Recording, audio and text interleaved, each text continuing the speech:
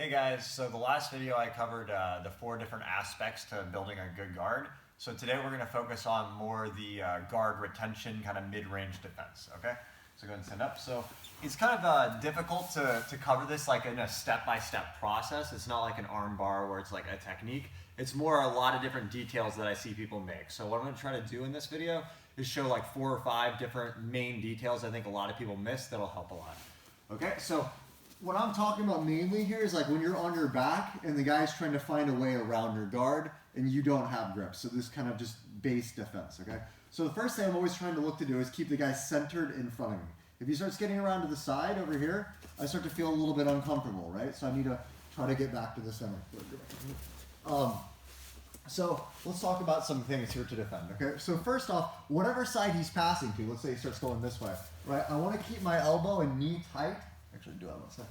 Yeah, I want to keep my elbow and knee tight like this to protect that space. Anytime the guy gets inside your elbow knee space, that's when side control starts becoming a problem, right? So like come in. See, if he's in here, when I shrimp, I can't move, right? He follows, like you can't do the elbow frame like I talked about, right? So if I have my elbow knee tight, even if he comes in, I'm still framing, right? I have strong frames that he can't get through, and it makes it easy to lasso, put a foot on the hip, or get back in some way, right? So I often see people, as the guy starts to pass maybe this way, they put this foot on the floor to move or something, and it opens this gap up. Okay, that's a big mistake, right? So always keeping the elbow and knee tight. So if he starts passing this way, I'm looking to frame with my right arm. It depends on what he grabs. I do like a traditional tornado grip. I might frame like the shoulder like this. This is a big one. This right arm always needs to frame something. Sometimes it's the shoulder. If his leg comes close, I might block more the leg. If this brings this in, I might just frame with my forearm and my shin here, block, push, and then this top leg works over, okay? Another big detail is this far side elbow, okay?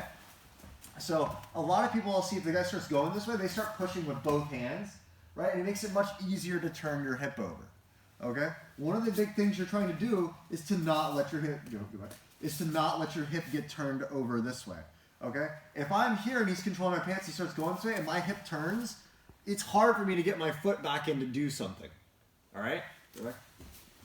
So this elbow frame on the floor, sometimes I just go to the floor. If it's a really powerful push, I'll frame the side of my hip like this. See, so start pushing me that way.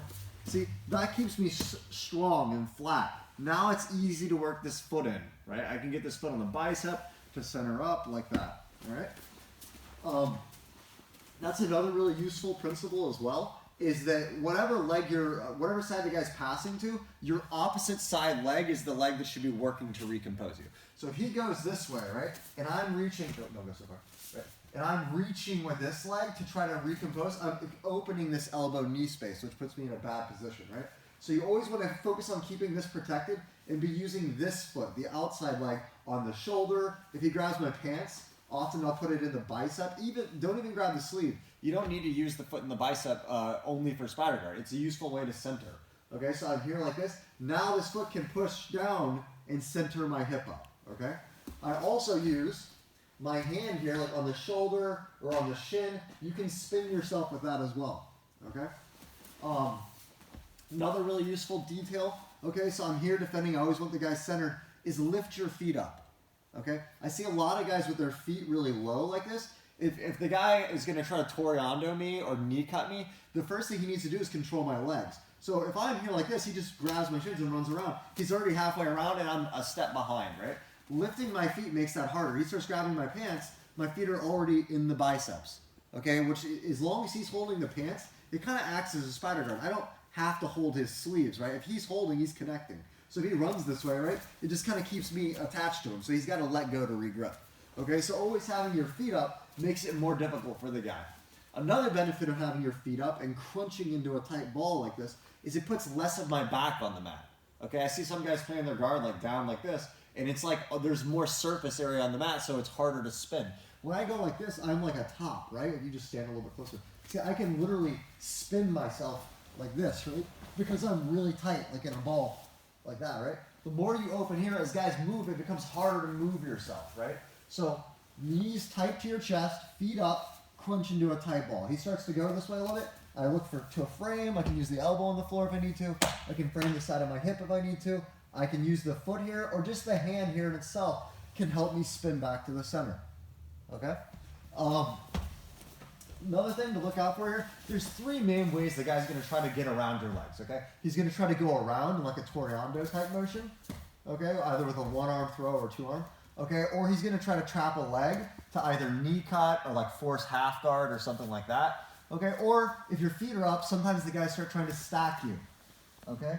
And you're going to get better at this. You need to adapt to what they're doing, okay? With the Toreando type pressure, that's kind of what I showed initially, to block with the hand, elbow frame. If he starts trapping a leg, the knee cut, then there's two ways. It's the same concept as the Toreando. I need to get this leg out. I never want to leave my leg trapped in between his, okay? Because then I lose, you can't close your guard, you can't triangle, you can't omoplata for the most part when the leg gets trapped, okay? So look here, as he starts trapping, this outside hand is either going to be on my leg or on my lapel. Okay, if it's on my lapel, as soon as he grabs here, I lasso the foot, I can push, and that gets my bottom leg out. Okay, if he controls the leg as he enters, I block, again, frame tight, foot goes to the bicep, and that brings me out. Okay, let's say he goes a little bit further along on the knee cut, his knee starts to come across. The most important thing here, Kevin, come around here. You can come over here, Kevin. Okay, so we're here, like this, right? Is make sure you keep your knee above your arm. I know a lot of guys have seen this before online, but a lot of guys look at here and they start over pushing and they let this drop. That's where you get in trouble with the knee cut. You want to keep this in. I'll push with my arm, but only to the extent that I don't sacrifice this knee above the arm.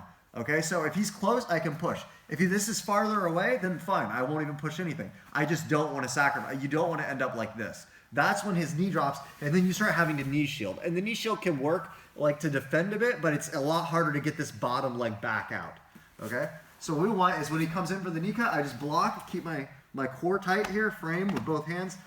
Foot comes over, I can push, and the bottom leg comes out. If he does the same thing and holds the pants, frame, foot in the bicep, bottom leg comes out. And now we're back in the grip fight phase. We can go for the sleeves, get a collar, try the ankle, push him away and sit up if you prefer to grip fight sitting up. It's up to you.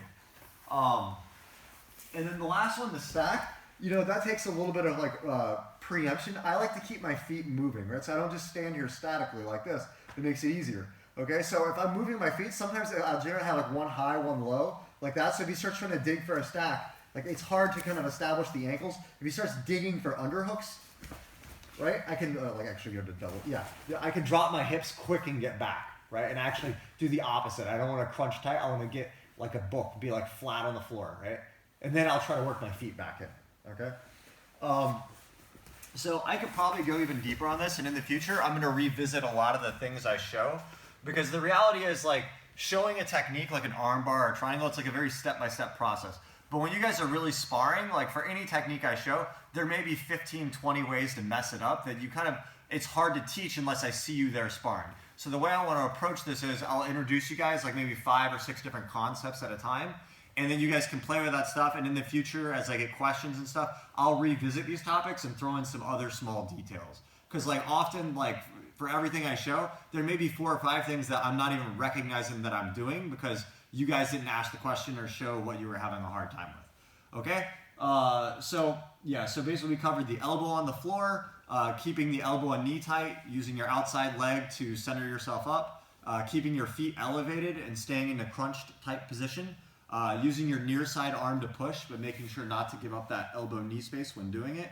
And then the 3 main ways the guy can try to work around is either the stack, the Toreando, running around, or the knee cut pressure, okay? So this should give you guys a lot to work on. Keep in mind, again, that when you're doing that retention and defense, the ultimate goal is to defend, but you want to eventually tie the guy up, okay? So as you guys play with this stuff, I'm gonna do some more videos on like transitioning from that, like defending and some of those details to quick ways to tie the guy up, like grabbing the ankle and getting De La Riva, or grabbing the sleeve and lassoing, or trying to go back to close guard. Okay, guys, so if you guys have any questions, please comment, and as always, the best way to help is share and subscribe. Guys, I want to cover 2 more details I left out on the video, so some stuff came up after I finished the filming. So 2 other big mistakes I see guys do. One is when the guy starts passing, people have a habit of putting a foot on the floor to try to recompose. Go around there. Yeah, so they'll start doing this, or even worse, they put the near side foot down, opening up the elbow knee space. So you can do this sometimes, but it's like a last option that you want to do. anytime I'm dropping this foot, I'm like lowering my hips to the floor. It makes it harder to rotate. You kind of isolate yourself in the position, and you also, this knee becomes less tight, like we talked about before with your core being tight, right? So that's difficult. The one time that it is okay to do that, right, is when you mess up. So you go back to the center. So like you Toriano, kind of get the knee on. Yeah, so like the guy's here like this, and I got my hip turned away a little bit, and I have my elbow and knee framed here, but I messed up a little bit and got my hip turned away. This is where I like the forward shrimp that I showed in the past, right? I put the outside foot on the floor, move out, that gets my hips back to center. I can get my core tight and come back, okay? So that's a really important situation that you can put the foot on the floor, but generally you're always trying to position yourself in such a way that you don't have to do that. All right, guys, thanks a lot.